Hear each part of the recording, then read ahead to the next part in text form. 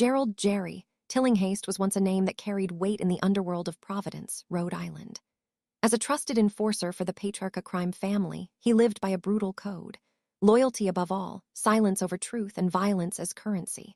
For decades, he operated in the shadows, feared by many, known by few. To outsiders, he was a gangster. To insiders, he was reliable muscle. And to himself, he was surviving in a world that demanded ruthlessness. But survival came at a cost. After nearly 30 years behind bars for murder, Tillinghast emerged into a world that had moved on. The streets were different. The power he once wielded had faded. And for the first time, he began to reflect, not just on what he had done, but on who he had become. The man who once believed he was protecting his own by enforcing mob justice now faced a painful truth. His choices had destroyed lives, fractured families, and left him emotionally bankrupt. This moment of reckoning, when the identity he had built collided with the conscience he had buried, is a textbook example of cognitive dissonance. It's the psychological rupture that occurs when deeply held beliefs are confronted by undeniable evidence to the contrary.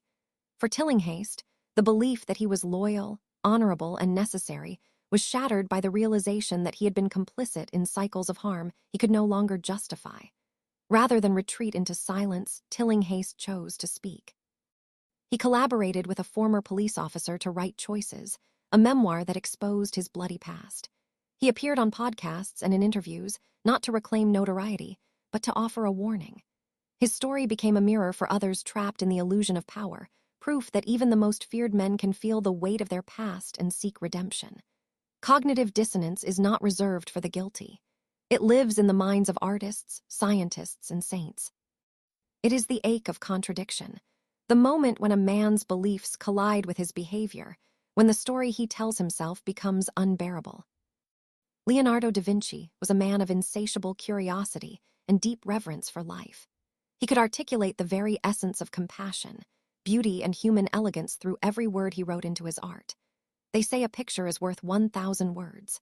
No matter where one goes in the world, all know the name of Leonardo, and in a strange way his immorality reminds us that we are all human and connects us all through the inspirational imprints that he still speaks through his surviving work. As if, in the moment we share, being inspired or in awe by him allows us to have a moment of world peace. Even though we may never share that moment as one world, his art speaks to us all, cutting trains of thought ever so effortlessly.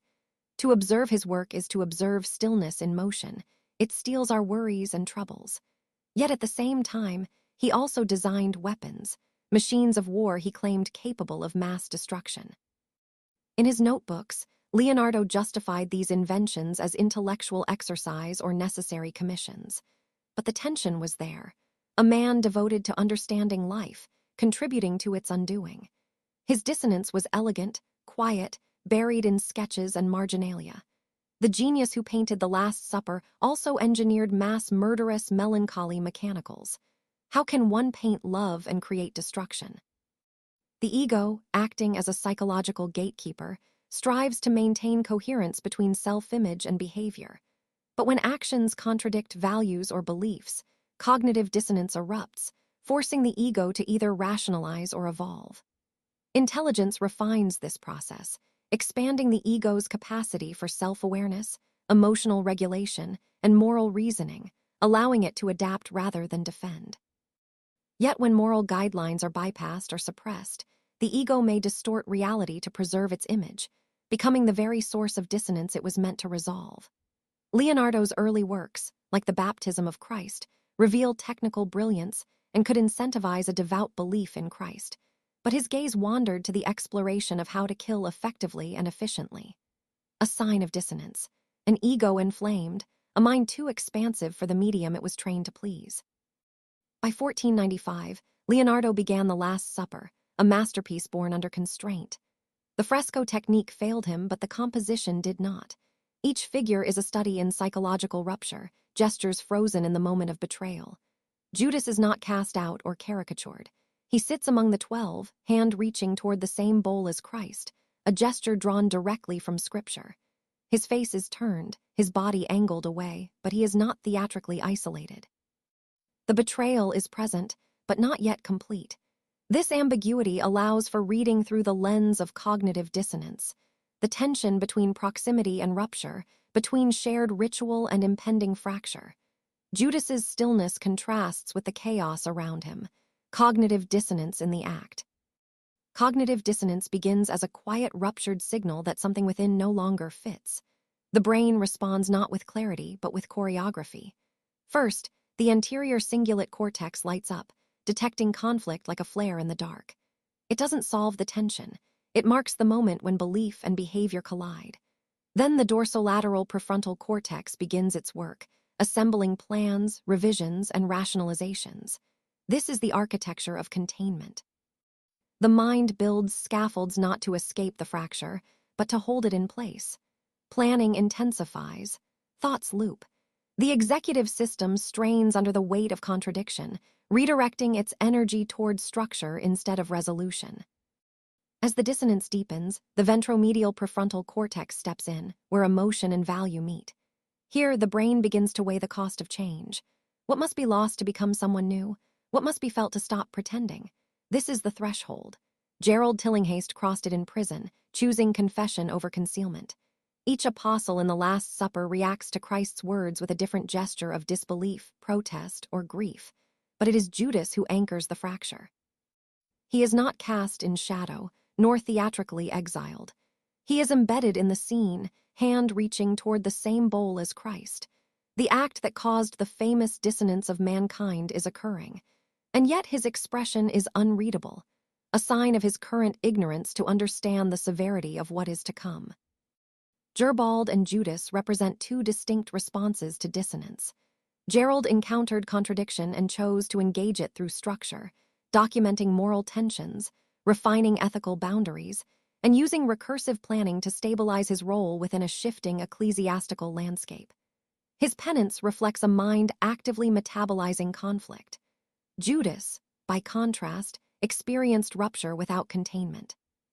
The Gospel accounts describe a descent into despair following his betrayal, culminating in suicide. This outcome illustrates the psychological toll of unresolved dissonance, when executive function cannot reconcile internal fracture, and emotional regulation fails to restore coherence. Gerald's path reflects adaptive integration through symbolic design, while Judas's collapse underscores the necessity of narrative repair. Dissonance, left unprocessed, can destabilize identity. It can be deadly, but given structure, it can initiate transformation. Gerald's legacy is not one of moral clarity, but of moral confrontation. His penitentials do not offer a clean theology. They reveal a man wrestling with contradiction, codifying sin while acknowledging its recurrence. In this, Gerald used dissonance as a tool for refinement. His engagement with ethical fracture, through writing, revision, and ritual, allowed him to metabolize conflict into structure. He did not falter to his dissonance, he worked within it, allowing the tension between doctrine and human behavior to shape a more adaptive moral architecture, one that later served the church. Judas, by contrast, encountered dissonance as rupture without repair. His betrayal, once enacted, severed him from the community that might have held the fracture with him. The Gospel accounts offer no evidence of narrative reconstruction, only despair, isolation, and death. This divergence illustrates the critical role of containment, narrative access, and symbolic processing in the aftermath of moral injury. Dissonance, when engaged recursively, can become a site of transformation. When left unintegrated, it risks becoming terminal. To forgive yourself is not to forget, it is to resequence. Mistakes are not anomalies in the human experience, they are evidence of it. The brain, under stress or distortion, may act in ways that violate personal values. Self-forgiveness begins when executive function stops looping through justification and begins planning for repair. The anterior cingulate cortex signals the conflict. The ventromedial prefrontal cortex weighs the cost of change. Mistakes are inevitable. What matters is how they are metabolized. When the mind is allowed to feel, reflect, and reframe without suppression, the fracture becomes functional. Shame loses its grip. Planning becomes purposeful. The narrative shifts from containment to transformation. Self-forgiveness is not weakness. It is the disciplined act of honoring the signal, repurposing the plan, and choosing coherence over collapse. Cognitive dissonance, growth-oriented mental fatigue, and harmful activity selection represent distinct psychological and neurological phenomena with markedly different implications for self-development. Distinguishing these three are essential because of the striking experiential. Mental fatigue that promotes growth is a temporary state of cognitive strain resulting from sustained effort in learning, emotional processing, or ethical reflection. Though exhausting, this form of fatigue reflects adaptive overload and can lead to neuroplasticity, emotional resilience, and executive strengthening when paired with recovery. It is a sign that the brain is remodeling itself under meaningful stress. Harmful activity selection, however, operates differently. It involves repeated behaviors that overstimulate or degrade neural systems, such as compulsive scrolling, substance abuse, or chronic multitasking, and often bypass reflective engagement altogether. These behaviors overactivated reward circuitry while suppressing executive function and fragmenting memory systems, leading to desensitization, impulse dysregulation, and diminished capacity for self-regulation. The body may register them as agitation, restlessness, or even numbness. But beneath that shared surface, their mechanisms and outcomes diverge. Cognitive dissonance feels like internal contradiction. Your values and actions are misaligned, and your brain begins looping through rationalizations or avoidance. Growth-oriented fatigue, on the other hand, emerges from sustained effort in learning, reflection, or emotional processing. It can feel just as exhausting, but it's often paired with a sense of purpose or breakthrough. Harmful activity selection can mimic both states. But don't be fooled. It may feel like relief or distraction, but neurologically it bypasses integration and erodes executive function over time. So yes, they can feel similar in the body and mind, but the difference lies in trajectory. The wrong activity selection has no real use in the outcome and can even be cause to cognitive behavioral decline.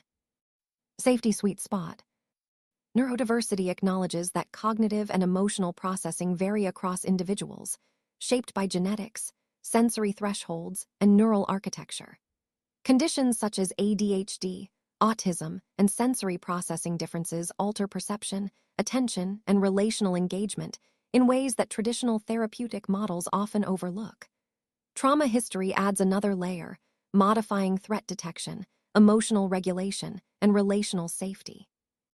These internal variables do not exist in isolation. They are amplified or buffered by ecological context.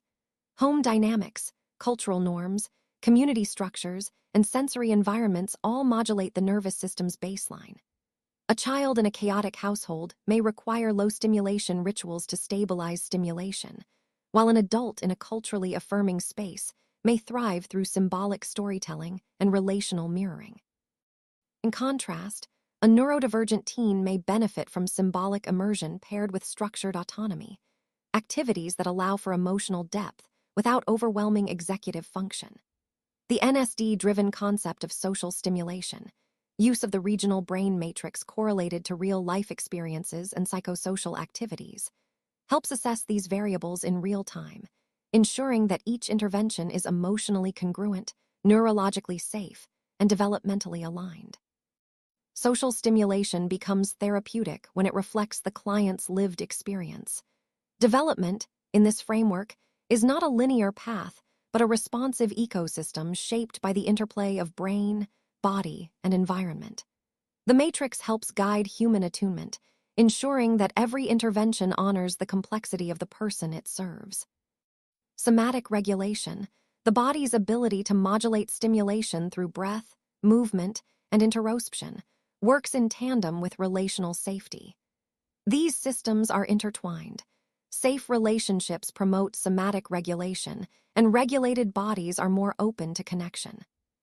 Co-regulated dialogue, mirroring, and predictable relational cues, such as tone, packing, and proximity, activate the social engagement system, while breathwork, tactile stimulation, and gentle movement help stabilize the autonomic nervous system. Together, they create the conditions for emotional recalibration and neural integration. It creates internal safety. Yet safety, while foundational, carries a paradox. Emotional safety is the entry point for regulation and integration, but oversecurity can become a developmental trap. When environments become overly controlled, predictable, or emotionally padded, they may inadvertently suppress the very conditions that foster growth, resilience, and identity formation. The brain thrives on safe risk, experiences that stretch capacity without overwhelming it. Moderate stress, when buffered by relational attunement, activates neuroplasticity, strengthens adaptive coping, and deepens self-awareness. Oversecure environments, though well-intentioned, can lead to stagnation. Rigid routines, excessive emotional buffering, and avoidance of challenge may reduce anxiety, but also impair autonomy, exploratory behavior, and emotional flexibility. This paradox is especially relevant in therapeutic and educational settings, where practitioners may unintentionally shield individuals from the emotional friction that catalyzes transformation. One who is never invited to confront relational tension may struggle to build trust or assert boundaries. A student protected from failure may miss opportunities to develop grit and reflective capacity. The brain stimulation matrix addresses this by prescribing calibrated challenge, activities that evoke emotional tension within a container of safety and symbolic meaning. These tasks stretch the nervous system without snapping it, using novelty, social negotiation, and symbolic engagement to activate growth pathways. Growth does not emerge from perfect comfort. It arises in attuned tension, where the brain is stretched, the identity is refined, and the self is reclaimed. Safe risk is the developmental sweet spot between comfort and chaos, a zone where emotional friction leads to integration rather than fragmentation. In the NSD framework, designing for safe risk means introducing challenges that stretches the nervous system without overwhelming it. This requires precision. Activities must evoke novelty, effort, and emotional tension, but within a relationally secure and symbolically meaningful container. The goal is not to provoke distress, but to activate the brain's adaptive systems, those involved in executive function, emotional regulation, and social cognition, through intentional engagement. Diagnosis-informed and trauma-sensitive self-development planning. This section outlines how the NSD framework supports the design of individualized self-development plans grounded in diagnostic insight and trauma sensitivity. Psychological conditions, such as depression, PTSD, ADHD, and anxiety, are understood through their neural signatures, allowing practitioners to map dysregulation to specific brain regions and functional systems. These mappings inform the selection and sequencing of interventions that aim to re-engage underactive circuits, modulate overactive ones, and restore coherence across emotional, cognitive, and relational domains. Trauma-sensitive design adds a second layer of calibration. It accounts for emotional thresholds, sensory sensitivities, and relational readiness, ensuring that each intervention respects the client's lived experience and neurobiological capacity. The framework includes tools for identifying trauma flags, developmental gaps, and ecological stressors, guiding practitioners in packing engagement and building tolerance without triggering collapse. The matrix functions as a planning tool, not just for therapeutic activity selection, but for structuring developmental trajectories. It helps practitioners assess neural readiness, emotional congruence, and contextual fit, enabling interventions that are both biologically aligned and psychologically attuned. The goal is not symptom suppression, but strategic growth, moving from fragmentation to integration, from dysregulation to resilience, through intentional, relational, and neurologically informed design.